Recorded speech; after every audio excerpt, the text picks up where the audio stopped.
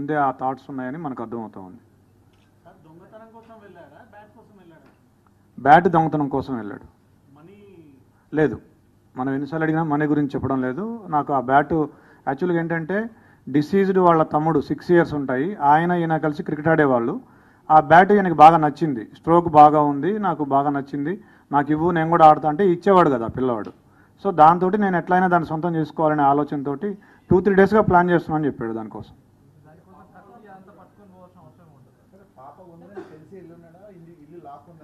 అతను చెప్పింది ఏంటంటే ఇంట్లో ఎవరు లేరు, నార్మల్గా వీళ్ళు ఏంటంటే ఇల్లు దగ్గరికి వేసి వెళ్తారట. సో అట్లానే ఇంటి బోల్ట్ దగ్గరికి పెట్టి ఉంటారు, ఆ దగ్గరికి వేసి ఉంటారని చెప్పేసి వెళ్ళాడు. సడన్గా పాప ఉంది, పాప ఉన్నా కానీ పాప అప్పుడు టీవీ చూస్తుంది, ఇతను వెనక నుంచి వెళ్ళాడు. అంటే అటువైపు తిరిగి చూస్తుంటే ఆ పాప వెనక నుంచి ఒకటే డోర్ ఉంది, వెనక నుంచి అంటే అదే డోరు, ఆ అమ్మాయి అటు తిరిగి ఉంది. ఇట్లా వెళ్ళి ఆ కిచెన్లో ఉంది బ్యాట్ తీసుకొస్తుంటే అప్పుడు ఆ అలికిడికి పాప చూసి దొంగ అని అరిచింది. అరిస్తే అతను పరిగెత్తబోతే ఆ అమ్మాయి పరిగెత్తుకుంటూ వచ్చి చొక్కా పట్టుకుంది. అతన్ని పట్టుకుంటే ఆ కోపంలో తోసేస్తే మంచం మీద పడింది. మంచం మీద పడ్డాక కళ్ళు మూసుకొని విచక్షణారహితంగా పొడి చేశానని చెప్పాడు.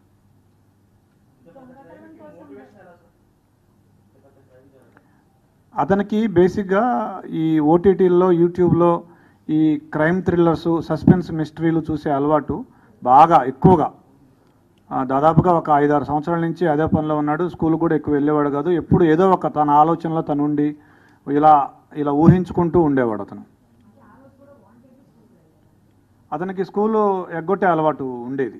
స్కూల్కి వెళ్లకుండా క్రికెట్ ఆడుకోవడం, ఈ ఓటీటీ చూడడం, యూట్యూబ్ చూడడం, ఈ మిస్టరీస్ చూడడం అలవాటు ఉండేది అతనికి. అతను ఎవరైనా చూస్తే వాళ్ళని బెదిరించి రావడం, తర్వాత దాడి చేయటం, ఈ 2 ఉద్దేశాలతో కత్తి తీసుకుపోయినాడు.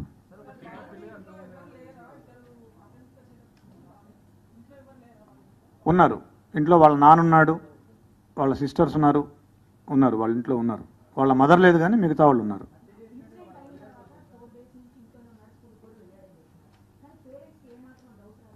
ఎస్, పేరెంట్స్ వాళ్ళ మదరు, నిన్న మనం వాళ్ళ మదర్తో మాట్లాడినప్పుడు అనింది, ఫస్ట్ రోజే పోలీసులు ఈ హడావిడి అంతా చేసి నేను అడిగాను మా అబ్బాయిని, ఏరా నువ్వేమైనా చేసావని అడిగాను, ఒప్పుకోలేదు. 2వ రోజు కూడా అడిగితే ఏమ్మా నువ్వే నన్ను పట్టించేటట్టున్నావే అని అన్నాడు, నీ మీద ఒట్టు అన్నాడు అని చెప్పింది వాళ్ళ మదర్.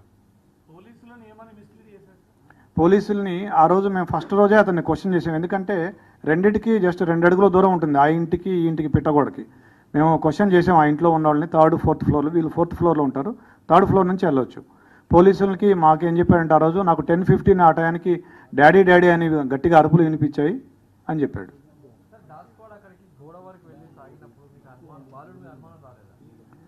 బాలుడి మీద కూడా అనుమానం వచ్చింది మాకు. అయితే మేము ఒక లిస్ట్ ఆఫ్ సస్పెక్ట్స్ చేసుకున్నాము, దాని ప్రకారం చేసుకుంటూ వచ్చాము. నిన్న అతన్ని చేసాము. తర్వాత మాకు ఇంకొక క్లూ కూడా వచ్చింది, ఒక పిల్లాడు కూడా సమాచారం ఇచ్చాడు. ఇట్లా ఆ రోజు ఏ రోజైతే అఫెన్స్ జరిగిందో ఆ రోజు మార్నింగ్ 8:30 to 8:45 అతను ఆ గోడ దగ్గర, ఏదైతే గోడ దూకి వెళ్ళే అవకాశం ఉందో ఆ గోడ దగ్గర తచ్చాడాడు అతను చాలాసేపు, ఒక 15 minutes. ఆ సమాచారంతో మా అనుమానం ఇంకా ఎక్కువై, మా అనుమానం నిర్ధారణ అయ్యి అతన్ని మళ్ళీ విచారించాము. ఫస్ట్ ఇల్లు సెర్చ్ చేసాము. ఇల్లు సెర్చ్ చేస్తే మాకు ఈ లెటర్ దొరికింది, అతను రాసుకున్న లెటర్ ఏదైతే ఉందో అది. తర్వాత కత్తి కూడా దొరికింది, 3 కత్తులు ఉన్నాయి. ఏ కత్తి అంటే సార్ నల్ల కత్తి, నల్లపిడి ఉంటుంది, దానికి అంచు నల్లగా ఉంటుందని అతనే చెప్పాడు. ఆ కత్తి తీసుకొస్తే ఇదే అని చూపించాడు. బట్టలు ఏం చేశాడంటే అతను అఫెన్స్ చేయగానే ఆ కత్తి అక్కడే కడిగేసి గోడ దూకి మళ్ళీ ఇంట్లోకి వెళ్ళేటప్పుడు వాళ్ళ నాన్న సిస్టర్స్ ఉన్నారు, వాళ్ళు ఏమైనా చూస్తారేమో అని ఆరేసిన షర్ట్ తీసుకొని ఇట్లా అడ్డం పెట్టుకొని ఇంట్లోకి వెళ్ళి బాత్రూంలోకి వెళ్ళి స్నానం చేసి ఆ టీ-షర్టు ప్యాంటు 2 వాషింగ్ మెషిన్లో వేసాడు. But we found some slight blood on the clothes.